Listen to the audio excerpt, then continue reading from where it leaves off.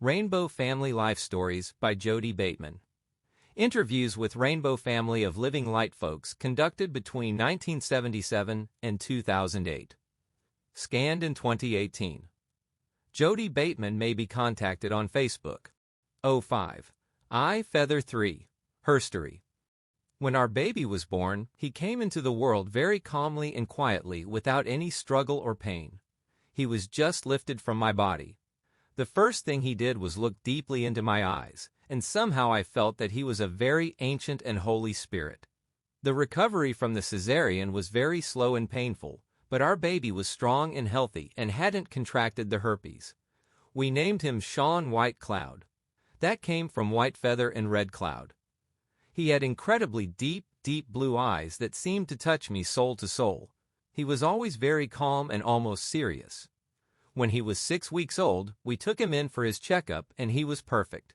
That night we went to Grasshopper's school carnival. I fell asleep right away when we got home. I woke up very early, just as the first light was coming into the sky. Where Shawn was lying next to me, it was wet and cold from my milk, which had leaked out because he didn't wake up for his feeding. I knew he was gone. I knew I hadn't rolled over on him or suffocated him. We called a good friend of ours who was a doctor, and he came over immediately and told us that he had died of crib death, and he explained that there was no cure for it, no way to detect it, and it was a completely unsolved medical mystery as to what exactly happened. Jason's folks, his sister and a friend of mine from Wheelers named Peggy, were visiting us at the time. Peggy took care of Shawn's body and wrapped him naked in a white blanket that had been handmade for him with a pattern of 200 Buddhas. Jason and I went out to dig the grave in a very special place. I sat on the boulder at the foot of the grave to the west, and my milk flowed while I cried. Jason made a beautiful cedar coffin, and we had a beautiful ceremony. Grasshopper read from Jonathan Livingston's Seagull. She took it really well. We offered prayers from the Rainbow Oracle. I felt very grateful for our deep faith in God, and knew that the grief I felt was my material attachment, because I knew Shawn was all right. The next day we did some good acid and walked up on the Indian burial mound where we had been married. The sagebrush became our ally, and we sat facing each other in the lotus position with our foreheads touching. I left my body and flew spiraling over the mound, traveling with the pure spirits of the ancient ones who lived around the Indian mound. Also flying with these ancient ones was the spirit of our son Shawn. He was very luminous with a purple aura, and we knew he was safe and his spirit fulfilling its destiny. The spirit came in the form of a bird, and gave Jason the message that birds return in the spring. When we got back to the house that night, my folks called and we were happy to tell them everything was all right. Even though I knew spiritually that everything was fine, I had a hard time handling my emotional and physical grief. Jason was working and Grasshopper at school, so I was alone a lot of the time, and I spent a lot of the time walking by his grave. One day about 6 weeks after Shawn White Cloud had passed, Jason went to work and came home after an hour saying the rancher he worked for wasn't there. I had been crying as usual, but suddenly I felt the presence of a very light, happy, energetic kind of spirit. It sort of felt like sunlight. I believe the spirit enters right at the moment of conception. Jason and I made love. All that day I felt that presence and somehow happy. 9 months later, Shawn was born again, and we had a completely natural childbirth in the hospital. My doctor stood up to the whole obstetric staff to try and do a natural delivery, so soon after a cesarean. But the birth was really beautiful, with no problems, and Jason was there through the whole thing and helped me immensely with my breathing and centering. We named this baby Shawn Blue Skies, and his personality is just like the way I perceived him at conception. I don't know if he has the same spirit as Shawn White Cloud, but it doesn't matter. We went through a whole heavy trip about whether to have Shawn Blue Skies circumcised. We decided not. Shawn White Cloud had been circumcised and he had all that pain and then such a short life. When Shawn Blue Skies was 4 for a while, he wanted to be circumcised because his daddy and his best friend were circumcised. When Shawn was 8 weeks old, We moved to the Emma's Valley to a 100-year-old adobe house that hadn't been lived in for 40 years. The walls were 2 feet thick and had an incredible labyrinth of tunnels through them where a huge family of rats lived. We finally had to poison the rats and they died in the walls next to the fireplace, the only warm place in the house. It was winter. There wasn't any door when we moved in. There was no glass in the window panes. Jay's son made a door and covered the windows with plastic. Jay's son got a job working on geothermal drilling rigs on Redondo Peak. It was a hard winter, but we have a lot of fond memories of that place. In the spring, Jay's son quit working on the rigs and we left our house and went to work in the woods thinning trees. I never thinned. I stacked the trees that Jay's son cut, and sometimes I used the chainsaw on trees I was stacking to cut branches off and make them easier to stack. Then we went to the 1975 Arkansas gathering. It took us 3 days after we got to Arkansas to find the gathering site. Grasshopper almost got arrested at the gathering. She was down at the sweat lodge when the sheriff and his posse came and took 5 people to jail. So a lot of people split. Those of us who stayed got really tight with each other. We met Gray Eagle at the Arkansas gathering for the first time. He had been a freedom rider. He thought that if the sheriff came in on us again, everybody should get naked and put the women and children in the center of the circle, and the men and some of the strongest sisters should stand outside. Pip had the idea for us to go in a caravan to Stillwater, Oklahoma, because there had been a tornado there, and he thought there would be a lot of jobs roofing. After the gathering, at the cleanup, we held a council and decided we couldn't leave Arkansas until we had gotten our 5 people out of jail. So we decided to take the whole caravan, which consisted of a couple of school buses, Uncle Ben and Green Banana, and various trucks, campers, and VW buses, to the town of Yellville, Arkansas. We bought a bunch of big garbage bags and started walking around the town picking up the trash. We talked with all the folks and invited them to a supper on the edge of town.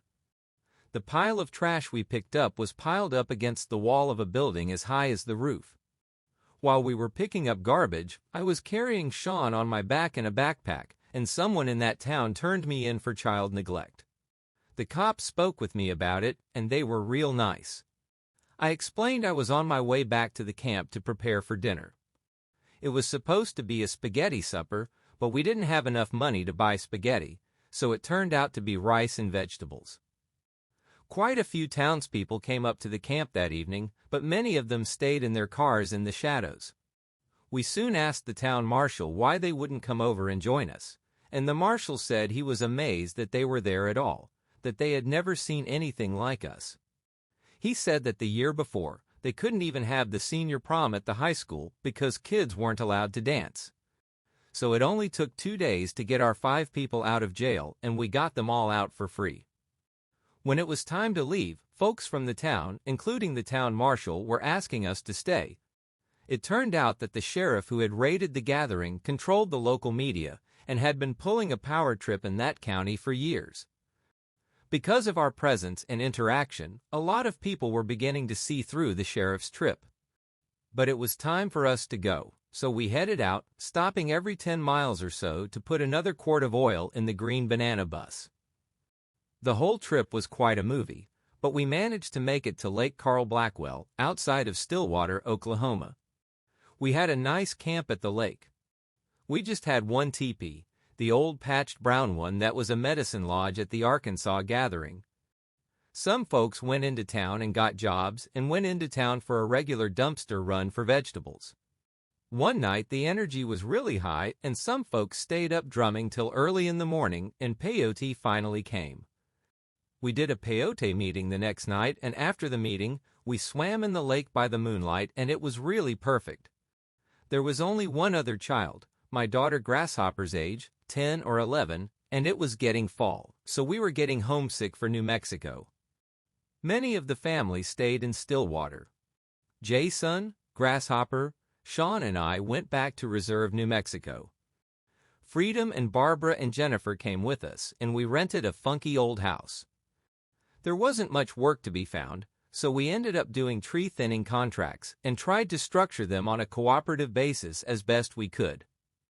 After 3 months, we got a home base out of Luna, New Mexico. We liked thinning cause we would live out in the woods and play music around the fire every night. We had a beautiful sweet lodge set up where Gilita and Turkey Creeks come together. We used to take sweats every Sunday. One day Bob, who was thinning with us, caught a trout with his bare hands and everybody had a piece of it. We rationalized that thinning was good for the forest and hoped that in 20 years the forest wouldn't be logged. In thinning you are killing thousands of live trees a day, and that's pretty heavy karma. In early March 1976, the day after Grasshopper and Jason's birthday, there on the same day, we left Grasshopper and Shawn with neighbor friends and hitchhiked to Kalispell, Montana. The day before we got to Montana, Jay's son came down with some horrible flu. I got the flu.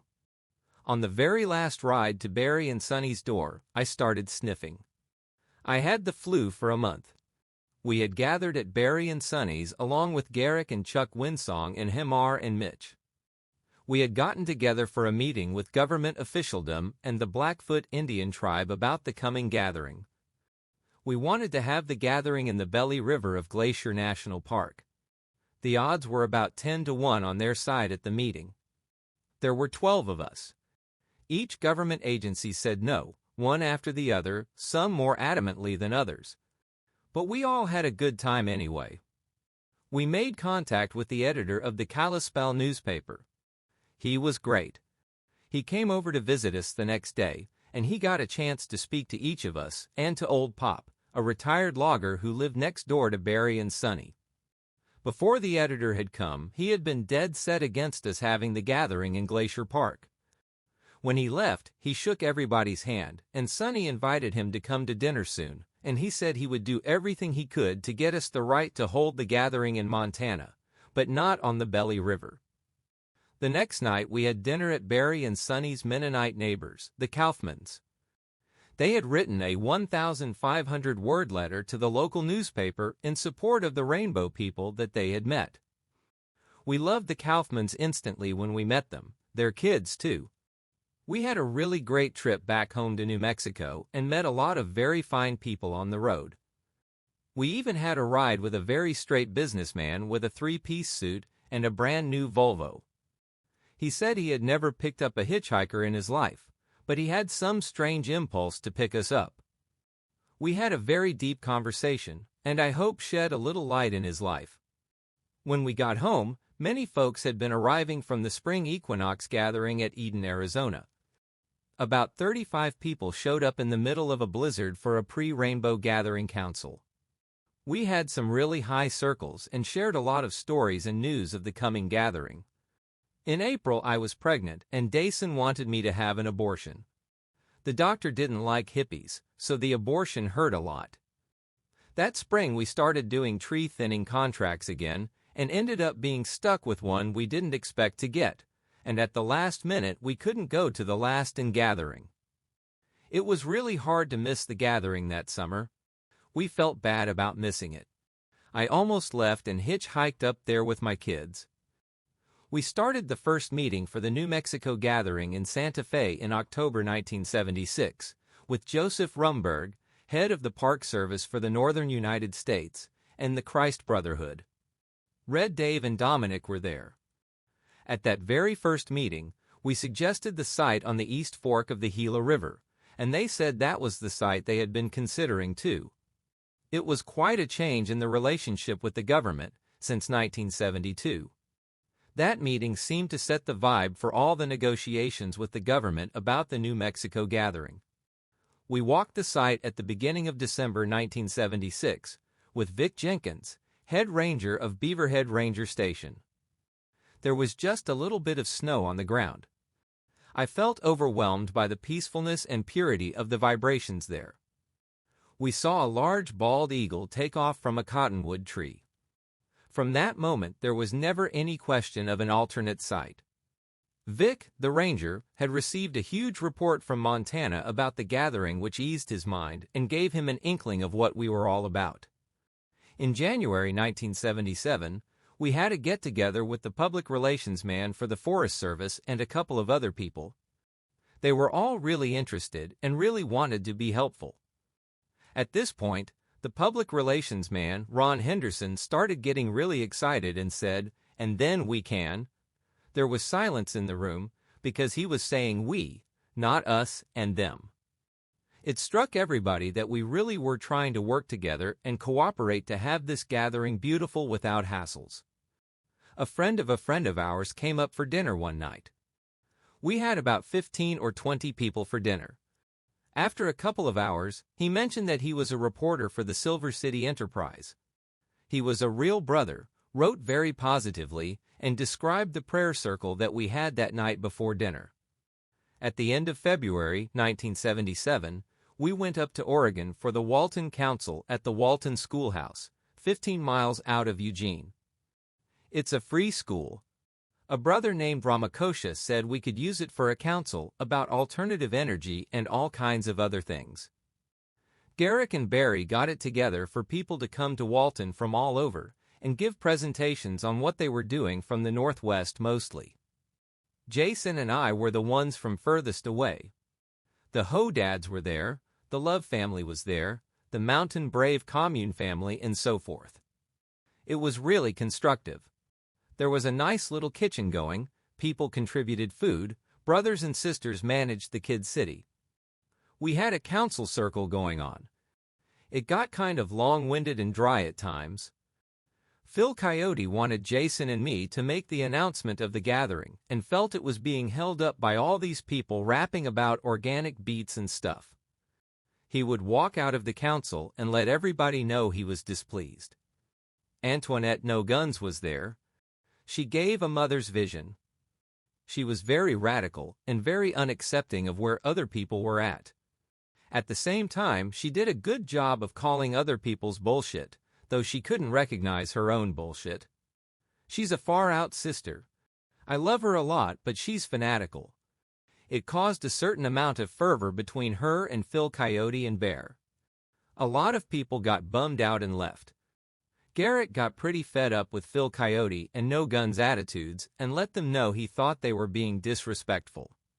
Jason and I stayed until the last cleanup and then went over to Barry's and worked on the invitation to the New Mexico gathering. At first, Sonny didn't want to let Bear into her house. But Barry talked Sonny into letting him in if he didn't blow it again. We printed the invitations in a brother's house. He used to print for the SDS. We had a good stay for a few days and then headed back to New Mexico. When we printed the invites, we went ahead and printed the dates we wanted to have the gathering on, although the Forest Service hadn't said it was cool yet. Next time we had a meeting with the Forest Service and the press. They were a little bit uptight about that and felt we were trying to put something over on them. We explained that we could only speak as members of the council.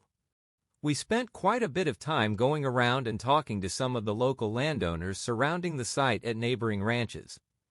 Some students from Nebraska Wesleyan, a heavy Christian college, were supposed to study biology at Trails End Ranch, just south of the gathering site, and they freaked out when they found the gathering was happening.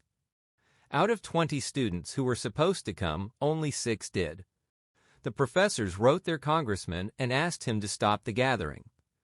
They had this image of their poor, innocent students being corrupted.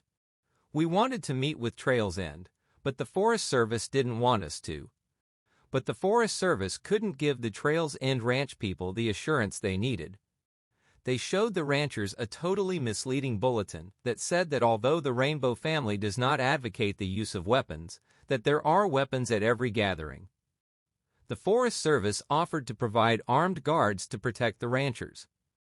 If they thought that would allay the ranchers, they found they did just the opposite. So we went to meet with the Trails End ranch people. We just fell in love with them. After we met with them, their fears were allayed, and we felt a lot of mutual respect and understanding.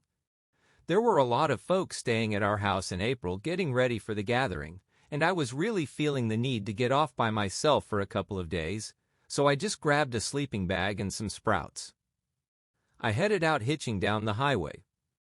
The second car that came by was an old Volkswagen Bug with a brother driving who reminded me of Ram Dass. He dropped me off near Reserve and headed on his way to Las Cruces.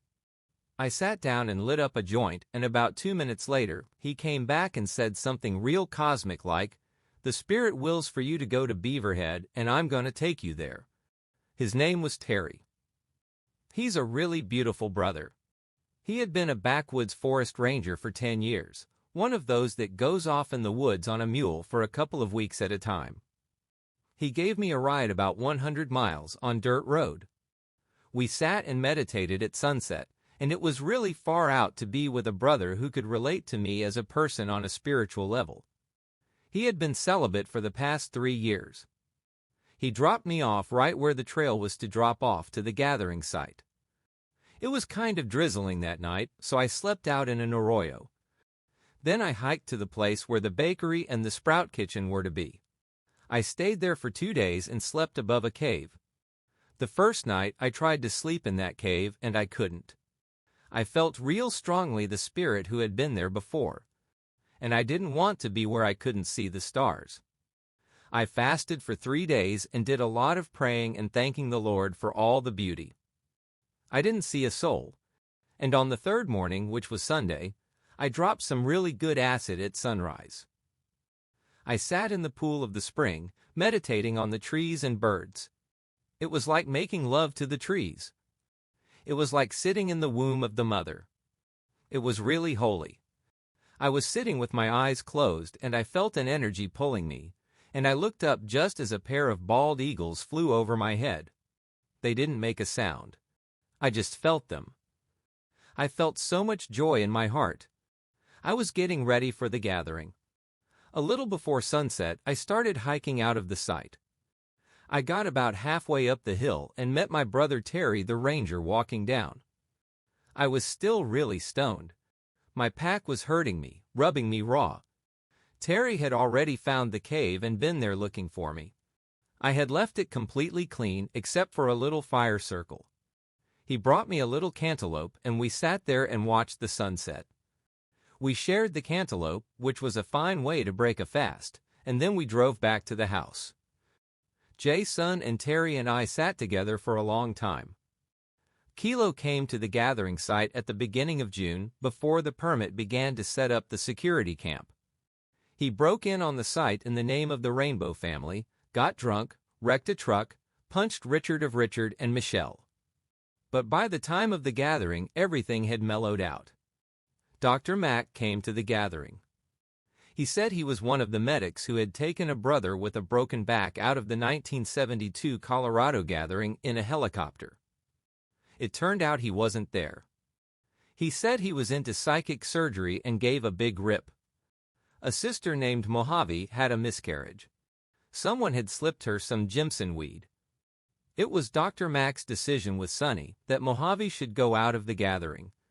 There was a question whether he was a doctor at all. It was never resolved. Sonny, Candy, and I and Michael's son stayed up with the people at the gathering who were tripping on Jimson weed one night.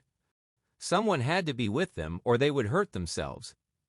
They said they saw little people like Hopi Kachina dolls. It could have been the spirits of the Indians who had lived there. I sat with one sister on Jimson weed who said she was shown the devil and the depths of hell. Sitting with them, they were speaking in another language, very fast, and their movements were very erratic. Gradually around morning, they started slowing down and eventually realized they had been speaking English, only very staccato and not with the usual inflection. They seemed to be talking to other people. It was like speaking in tongues. The sister who had seen hell got up at around 2 days later and said maybe God had meant her to go through that so she would see how horrible it was and be able to tell the brothers and sisters so they wouldn't have to use Jimson weed to see for themselves. The bad times are lessons. We brought 4 buckets to the gathering, and they all got broken when the tree caught on fire, and all the buckets kept being thrown down the cliff for more water.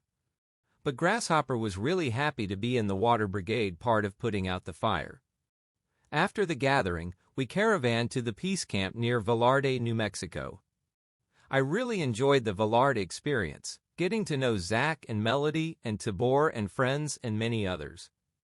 While we were there, we went down to Show Low, Arizona to rescue Barry and Sonny's Buffalo bus. It was an amazing experience.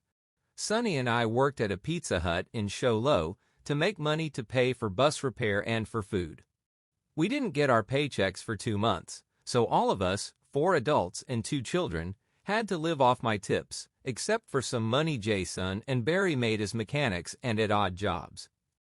We got the bus back together again and eventually headed for Oregon to Rainbow Farm. We helped harvest at the farm and eventually got involved in the Trojan nuclear plant occupation after Thanksgiving 1977. We brought sacks of organic vegetables from Rainbow Farm for the kitchen at the occupation, and some food co-op gave miso and brewer's yeast, and we made big kettles of soup. Our bus was like a headquarters where people could come get some hot tea or a bowl of soup and a place to sleep out of the rain for a little while. We were organized into affinity groups of demonstrators and supporters. Decisions were made by each affinity group holding council and deciding what they wanted and choosing a speaker to represent them in the main council. There were 123 people who got arrested.